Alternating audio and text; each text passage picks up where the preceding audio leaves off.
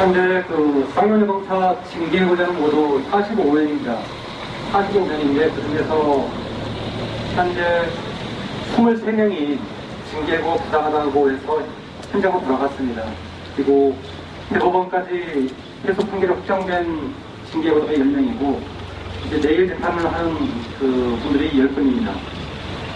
현재 패소 판결을 한 분들 그리고 내일 재판하는 사건에서 1심에서 패소했던 가장 큰 이유는 2009년 쌍용자동차 정리해고 반대 파업이 정당하지 않았다는 전제에서 법원이 판단을 했던 것입니다.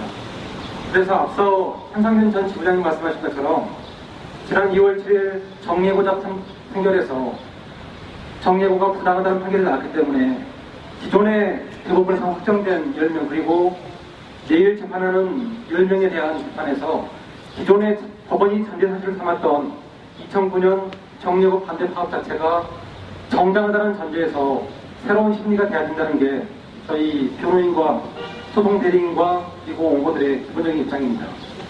이것은 정리해고자 154명에 대한 해고가 부당한데 당시 정리해고가 부당하다고 맞섰던 살았던 동료 근로자들 징계해고자에 대한 해고가 정당하다는 것은 법 논리를 떠나서 상식에도 반하다는 게 지금 노동자들의 주된 주장입니다.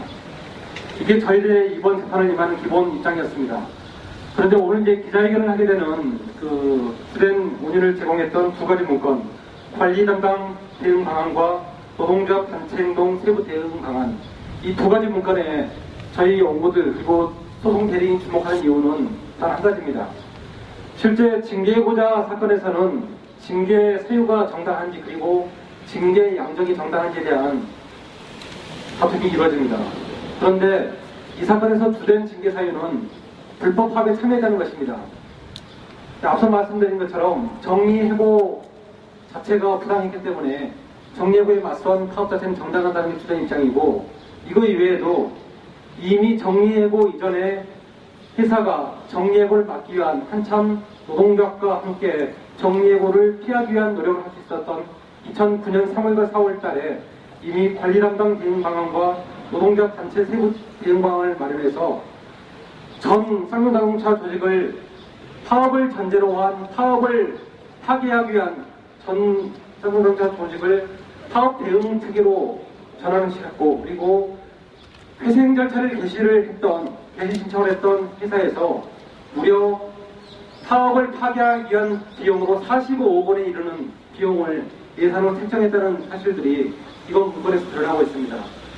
또한 이 문건에 보면은 비상연락망 체계를 구축하고 있습니다. 비상상황실 체계를 구축하고 있는데 그 상황실에 보면은 바로 상황실 옆 라인으로 보면은 당시 평택지청 검찰 조직으로 수원지방검찰청 평택지청 공안 담당 검사 그리고 노동청 그리고 평택경찰서 구체적인 담당자의 전화번호들이 기재되어 있습니다. 이것은 당시 이미 2009년 3월부터 쌍용자동차가 소위 말하는 공안 대책회의를 통해서 쌍용자동차 파업을 유도하고 그리고 이후에 있을 파업에서 어떻게 노동자들의 정당한 파업을 진압할 것인가를 사전에 공모했다는 그런 사실들을 알 수 있는 문서들입니다. 이런 문서들이 갖는 본질적인 의미는 실제 우리 대법원이 징계해고의 정당을 판단함에 있어서 징계해고에 이르게 된 경위를 살피고 있습니다. 실제 이 문건에 보면은 당시에 왜 그렇게 쌍용자동차 지부가 금속노조가 회사하고 교섭을 요구하면서 합리적인 대안을 제시함에도 불구하고 회사가 전혀 근거 없이 대화를 거부했던 이유가 이러한 시나리오를 전제로 이미 노동조합을 정리해고 반대 파업으로 유도했던 그런 정황들이 있었다는 것을 뒤늦게나마 알 수 있다는 것입니다. 사실 이런 문건이 나오기 전에도 이러한 상황들에 대해서는 충분히 파업에 참여했던 노동자들은 충분히 예상할 수 있는데 이 문건이 가진 의미는 그런 시나리오들을 직접 쌍용자동차 명의가 기재되어 있는 문건에서 2009년 3월달에 작성되어 있다고 그러고 2009년 4월 1일에 작성되어 있던 이 두 가지 문건에서 쌍용자동차가 스스로 자인하는 문건들이 나왔다는 점에서 상당히 중요한 의미가 있다고 보여집니다.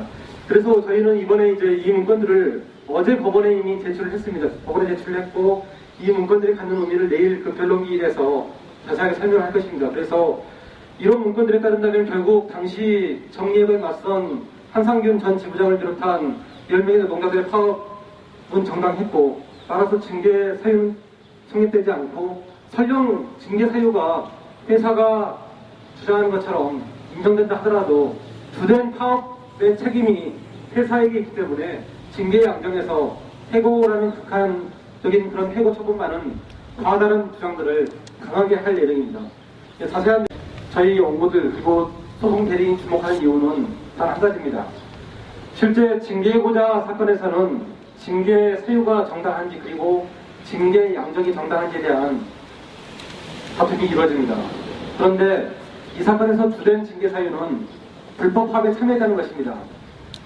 앞서 말씀드린 것처럼 정리해고 자체가 부당했기 때문에 정리해고에 맞선 파업 자체는 정당하다는 게 주된 입장이고, 이거 이외에도 이미 정리해고 이전에 회사가 정리해고를 막기 위한 한참 노동조합과 함께 정리해고를 피하기 위한 노력을 할 수 있었던 2009년 3월과 4월 달에 이미 관리 담당 대응 방안과 노동조합 단체 세부 대응 방안을 마련해서 전 쌍용자동차 조직을 파업을 전제로 한 파업을 파기하기 위한 내일 재판하는 10명에 대한 재판에서 기존의 법원이 전제 사실을 삼았던 2009년 정리해고 반대 파업 자체가 정당하다는 전제에서 새로운 심리가 돼야 된다는 게 저희 변호인과 소송 대리인과 그리고 원고들의 기본적인 입장입니다.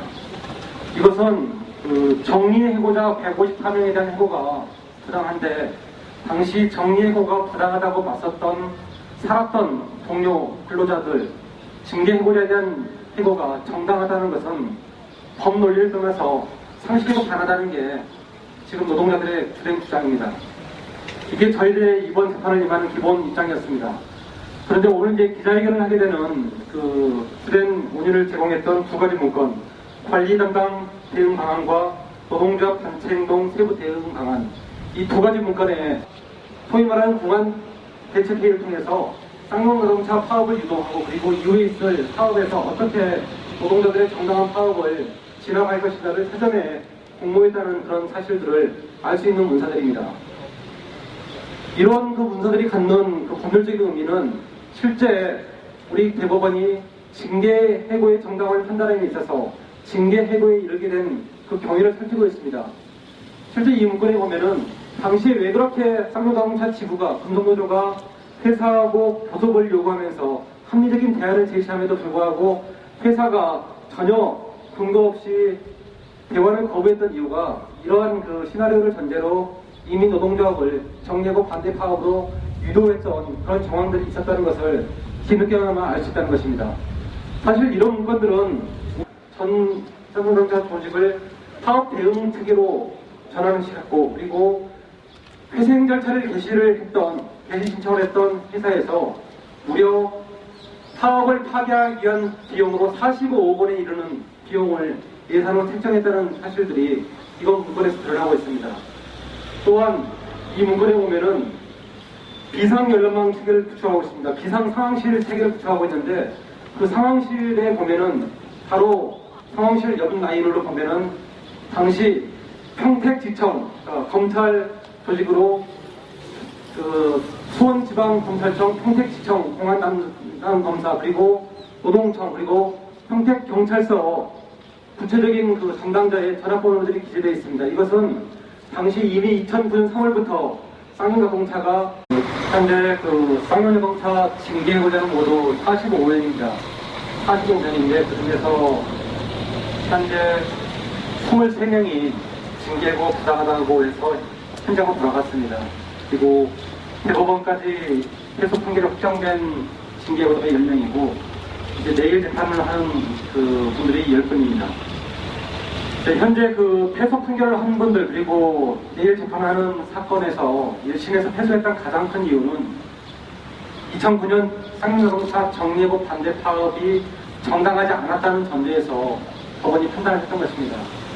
그래서 앞서 한상균 전 지부장님 말씀하신 것처럼 지난 2월 7일 정리해고자 판결에서 정리해고가 부당하다는 판결이 나왔기 때문에 기존에 대법원에서 확정된 10명 그리고